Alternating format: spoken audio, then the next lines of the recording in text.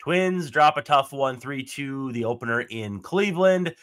Lots of grumbling about the umpires, so we'll get to that. We'll maybe have a few extra thoughts about the Yankees series and much, much more. This is Locked On Twins.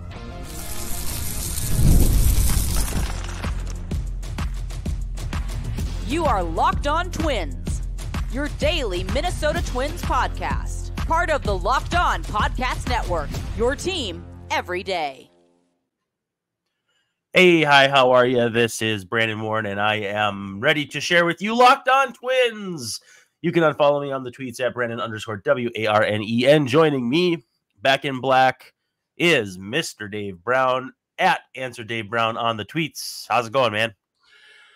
I'm doing fine. Brandon, I know you're under the weather, but you're going to fight through this just like the Twins are going to fight through this losing streak. Yeah, well, the COVID test came back negative, and so we'll see how this goes. But I've got my lemon drops. I've got my orange tea. We're in good spirits, which is good. Citrused up. Yep, all citrused up. Maybe add a little vitamin C in there and see what happens. But again, thanks for making Locked On Twins your first listen every day. We're free and available wherever you get your podcasts, as well as on YouTube. And as part of the Locked On Podcast Network, we're your team every day. We love hanging out with you. Also, feel free to hang out with the Locked On Twins postcast. It is basically a supplementary or complimentary show to this one. I hosted a couple episodes in the Yankees series with Lou Hennessy. Had a lot of fun with that, but listen to both. Don't listen to one or the other. We love to see you in the mentions, in the YouTube chat, and all that fun stuff. Today's episode brought to you by FanDuel. Make every moment more. Right now, new customers get $150 in bonus bets with any winning $5 bet. That's $150 more or less in free play with any winning $5 bet. Visit FanDuel.com/lockedon to get started. I know they have Twins -1.5 on Saturday. It's Bailey Ober against Logan Allen. So get ready for the Rocco lefty lineup. But you can catch every pitch of the Twins hometown broadcast with Chris and whoever's in the seat next to him. I didn't listen tonight. It's been Paul Molitor for a bit, but it's usually Danny. Sometimes it's Glenn Perkins. Bit of a revolving door this year. But again, download the SXM app, search Twins. 5:10 p.m. first pitch on Saturday. Again, it is Ober and Allen. And then you'll have Paddock and Bybee on Sunday in the finale. So, Dave, 3-2 loss to the Guardians. Pretty tough one to stomach with the umpiring. And I don't mean to belittle the umpiring because at the end of the day, the Twins have scored, 3 runs in the last 4 games. So that's not going to cut the mustard. But, man, the umpiring was pretty dang bad tonight, don't you think? Yeah, it didn't favor the Twins. Certainly the mistakes that were made, mostly, I think, by the home plate umpire on some calls. It could have, there was one strikeout that with Willie Castro up, the ball was low and outside, at least very outside. And it could have been a much bigger inning. Carlos Correa, didn't swing at a close pitch on strike 3. It's one of those where, was it too close to take? Maybe, but it was also the kind of pitch where if you swing at it, you're probably grounded into the shortstop anyway. So it wouldn't have been. It was a good pitcher's pitch anyway. And there was at least one more, I think, where the Twins kind of got hosed. At least we got replay that allowed them to look at the tag, another beautiful tag by Carlos Correa on the hind end of a base runner, a great throw by Ryan Jeffers, and at least that's working. So replay's working there. We don't have replay for balls and strikes, though. At least not yet. Has Carlos Correa for you taken over the top spot for tagging at shortstop? Because I think Javier Baez, for the longest time, was the guy, and I think he's probably still good at it. He just can't hit at all. Although he did open up tonight's game with a hit, I think. But nevertheless, where does he stand for you among the shortstop taggers in today's game? I think, if I remember some of Javier Baez's more notable tags, there was more with Correa, there's more subtlety to it. There's not a lot of movement. It's like pitch more framing, about positioning, and where you take the throw, and It's gorgeous. I don't know if my jokes are catching on, which is typical. But he loves to grab the butt when it goes by and tag it, and that's how the guys are out at second base every time. And it's masterful, and it's beautiful. The beauty in baseball is typically on defense, and Carlos Correa, his tags are art. They're works of art, and it's a good thing he's on the Twins side. Yeah, there's a beauty in the subtlety of it. It reminds me a little bit of pitch framing. And it also reminds me of what is that art, sports as art or whatever the Twitter is. Sports that make it art. I actually work with that guy, believe it or not. Oh, yeah? Yeah, I like that account. Yeah, that's where, if people don't know, and you probably do know, that they will show a still frame of a play or a moment in baseball, and they'll find a work of art in history. Like a Rembrandt. Something like that. Sometimes it's famous, sometimes only art people know. And they will juxtapose them, and it's a fun way of doing Twitter. I like that. As I understand, he doesn't use AI or anything like that either. So I don't know if it's 100% his own art proclivities or what it is exactly. They do it from memory? If so, he's got the Smithsonian up there. To what extent do you think catchers play in these tags for Correa? Because he's not doing it all alone. No. And one thing that frustrated me was a ball that Correa missed that Edouard Julien wasn't anywhere near backing up. That kind of bothered me. And so there is going to be some issues, with it. But I feel like the catcher plays a role, maybe not a significant one, but it's something that's easy to lose sight of when the tag is just that aesthetically pleasing to see. Well, I don't recall any specific conversations, not necessarily even with Correa, but with other players about. I think they talk about that. I think Jeffers or Vasquez definitely throws to a different place than the bag, and that's on purpose, and that's so Correa can kind of do his thing. So it is, to a certain extent, teamwork, and it is. We are giving most of the credit to Correa, but the throws are good, or at least good enough to where he can make these amazing plays. So we got to give credit to Jeffers and Vasquez for they're all being on the same team. Yeah, and it's a little tricky too. Like you're almost leading a wide receiver down the field. Yeah. I know like Kurt Warner used to be really good at that back in the day. That is another thing that it's like. You brought up a couple of good analogies, pitch framing, and also in another sport, quarterback leading its receiver. That's well put. I tweeted after the game ended, and we'll run through this and then take a break, and then we'll come back and talk about this umpiring because it was absolutely wretched. But I tweeted basically reminiscent of was it Bill Maher who said this thing bleeping sucks, do it live? Yeah, it rings a bell. I don't know exactly what you're referring to, but Bill Maher or I hope not. I don't like him. No, or I don't know. But anyways, like we'll do it live. No, that's Bill O'Reilly. Bill O'Reilly. There we go. Yeah, yes. Not Bill Maher. And that was the attitude I had for the strike zone. I said this bleeping strike zone sucks. And did you happen to see who retweeted that? No. Mrs. Christian Vasquez, Gabby Vasquez. So lovely lady. Love interacting with her on the tweets. And I even, when we talked about that situation Sunday about a week ago, or almost a week ago, when Christian Vasquez stuck out his tongue at the camera during God Bless America, she liked that. I don't think she retweeted it, but it is fun to have. Like I've been it with her son. With a story about her son. That's right. I've been to cool it during the national anthem. I've been popular with two subsets of people in my career as a media member, and it's backup catchers and wives. And the only one wife I ever got into hot water with, at least that I knew of, do you remember Stephen Pryor? Yeah.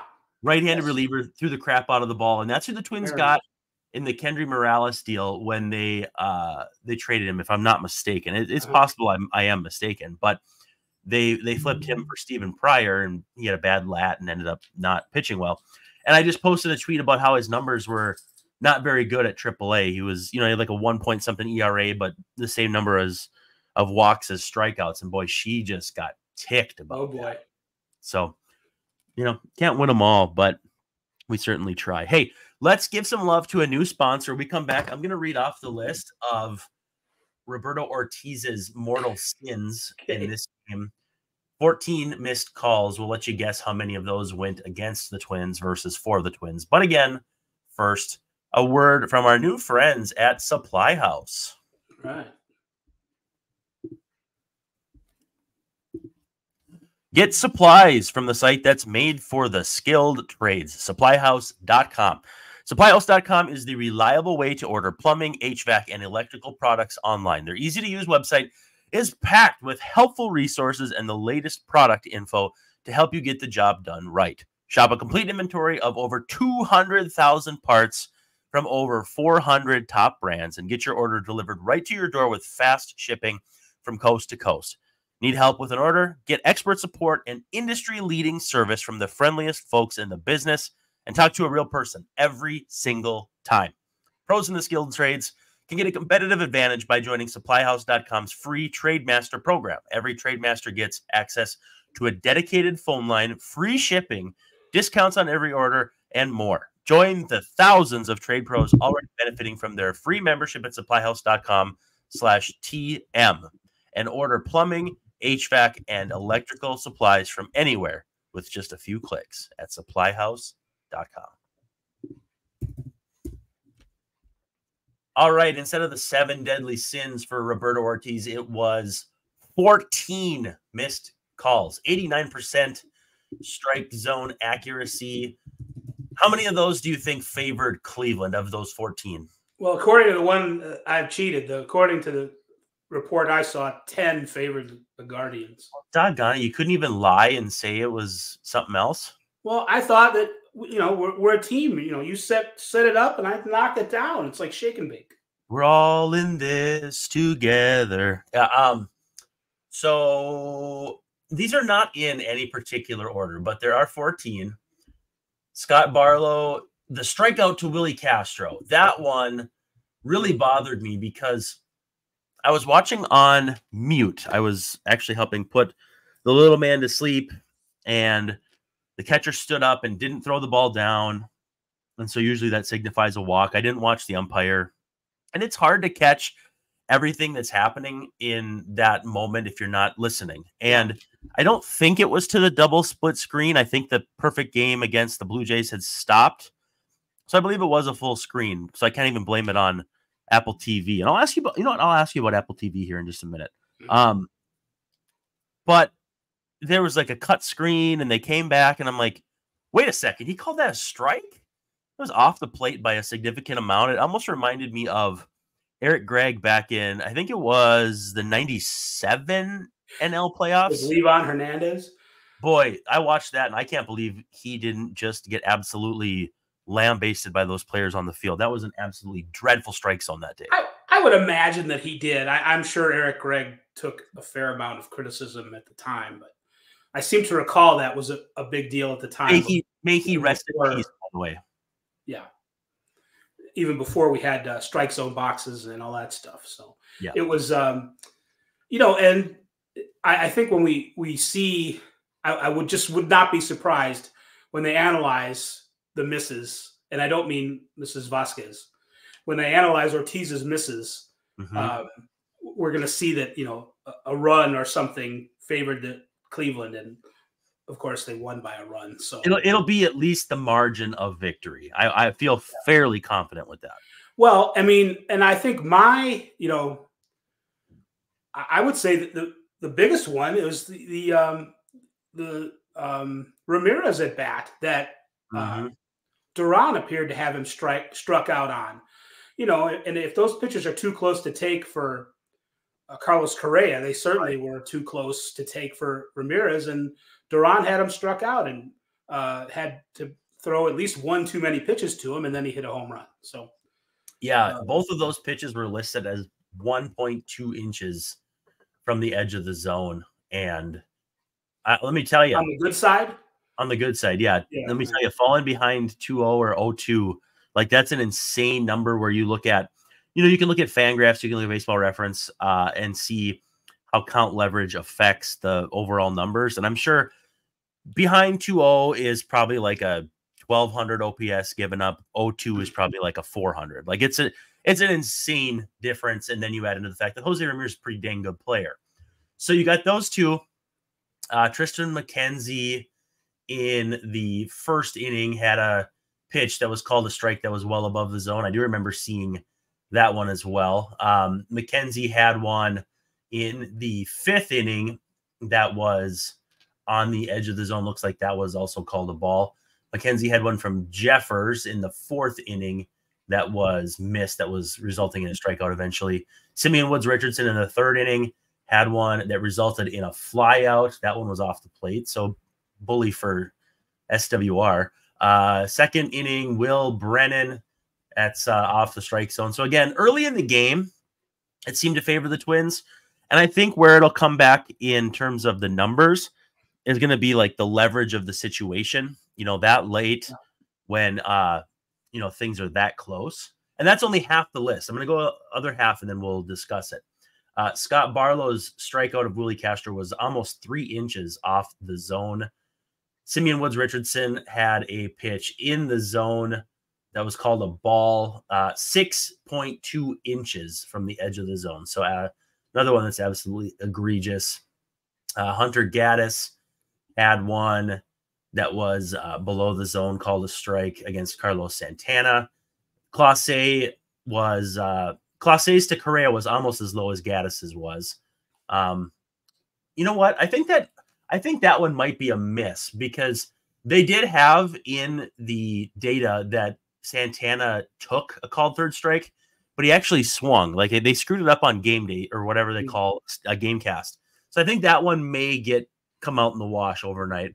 But McKenzie had one with Correa. I think that was called a ball and it was a strike. You got one from McKenzie to Miranda, called a strike that was very high. I remember that one in the third inning.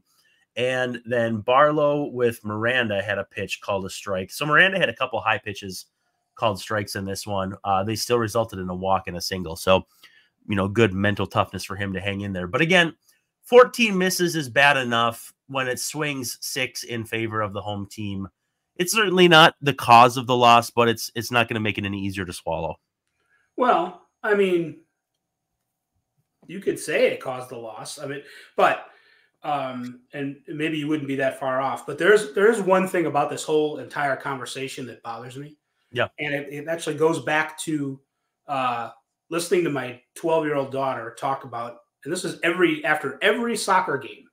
She plays soccer. She's very often a goalie and a defensive player.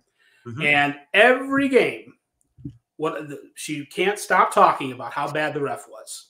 And, this is rec league soccer. So we're not talking about, the National Women's Soccer League or, a lot of times kids not that much older than her paid not that much money with not that much experience. It's different. It's Major League Baseball. They're supposed to be professionals. But, I try to instill to her the lesson that, you can't really control as a player what the referee does. And you shouldn't concentrate so much on what the referee or the umpire does or the strike calls or whatever. Right. You can control what you can control. And also, I would like to hear some criticism, self-criticism or team criticism or, more so than whatever it was the ref did.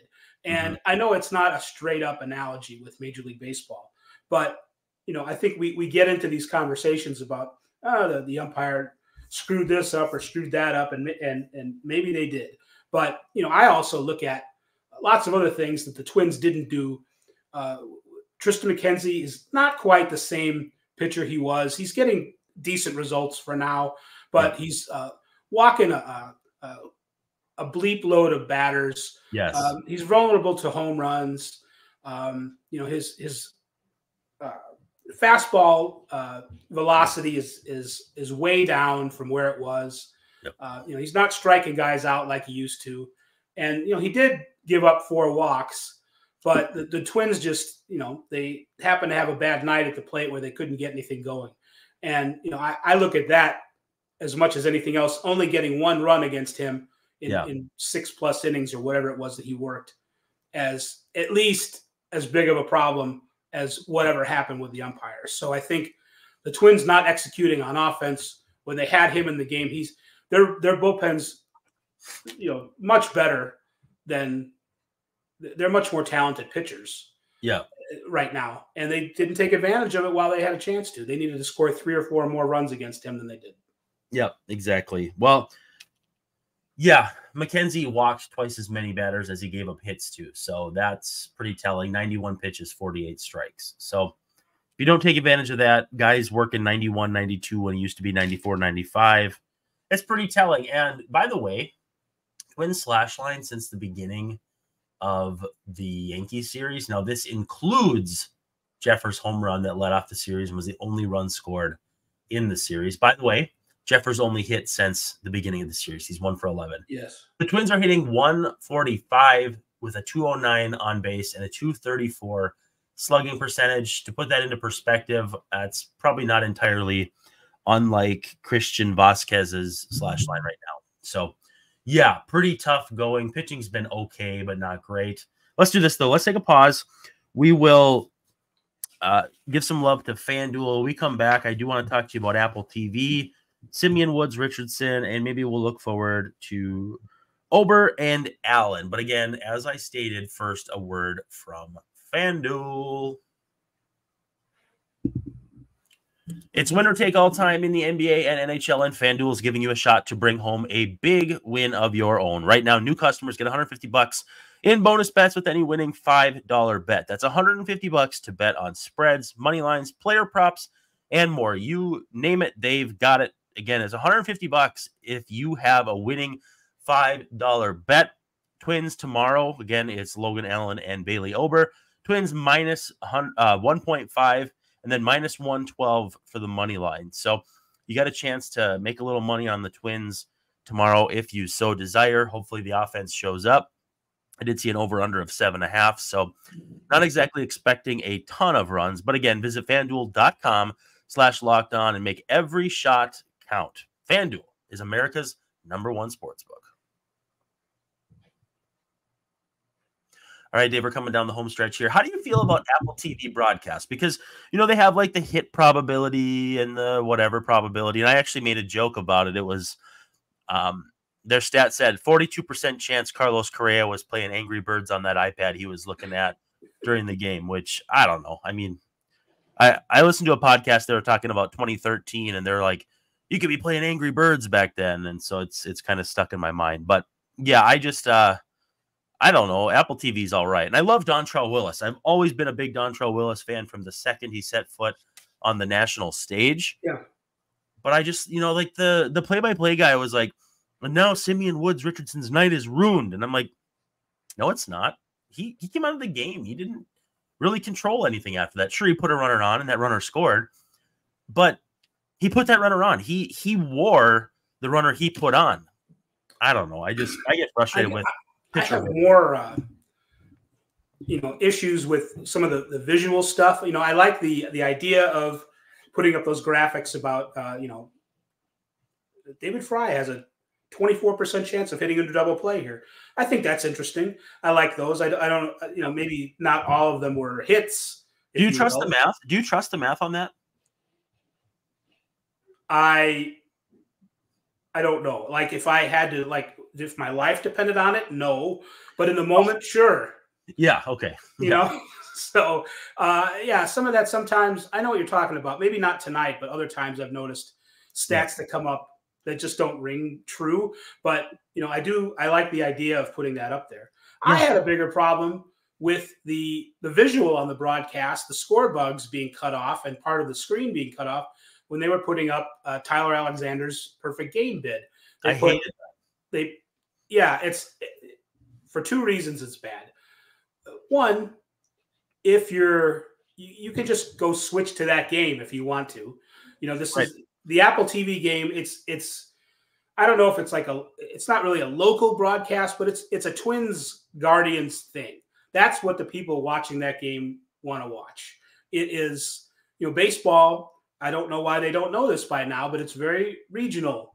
And people, it's one of the reasons why we don't really have like national stars who are baseball players, very few. It's because people like their teams, and they that's why they watch the Twins and the White Sox, God help them. Same reason why shows like Baseball Tonight stopped working. Right. I think, you can have those shows, but it's for a very small amount. This isn't like an ESPN thing where we're all tuning in or whatever and everybody's watching the same thing. And like the Wolves last night. Perfect game. You got to keep it on the Twins and the Guardians. And if somebody wants to go watch a perfect game, they'll find it. At the very least, leave that the bigger screen. Right. And give us the entire screen so we can see like what inning it is. It's not the nth inning, the nth degree. We couldn't tell. And they didn't put up like who was batting. And it's like, is Stephen Kwan in the game? I don't know. He's hurt, but is that him? I don't know. It doesn't say. No, it's Will Brennan. Right. Or somebody else like him. So I did not like that visual stuff. And it was a bad choice on their behalf to split up the screen for lots of different reasons. And we went over that. So that was my, I paid attention to that more than I did the play-by-play or the analysis. And I've been watching most games on closed captions because I am either watching something else in, like laying in bed, or I'm watching it as I'm putting a kid to sleep. Yes. So I'm not listening that much. And when I am, I actually watch it. I always watch the visitors broadcast because I like to hear little nuggets that they have that, I may not get from, I almost said Dick Bramer, but I still haven't adjusted to Corey Provis. But Justin Morneau, I really love. But I like to hear different broadcasts as well. Hey, how are you feeling about Simeon Woods Richardson? Strikes out 2. I think there was 6 swinging strikes on the night. Just, again, doing just enough to hang in there, but certainly not pitching well enough where you're like, we can maybe give David Festa a look at some point here. I know you're dying to put David Festa out there. And hang on, I thought you were a big Festa fanatic too, though. I'd love to see it at some point. Wasn't somebody messaging you, tweeting you about Festa?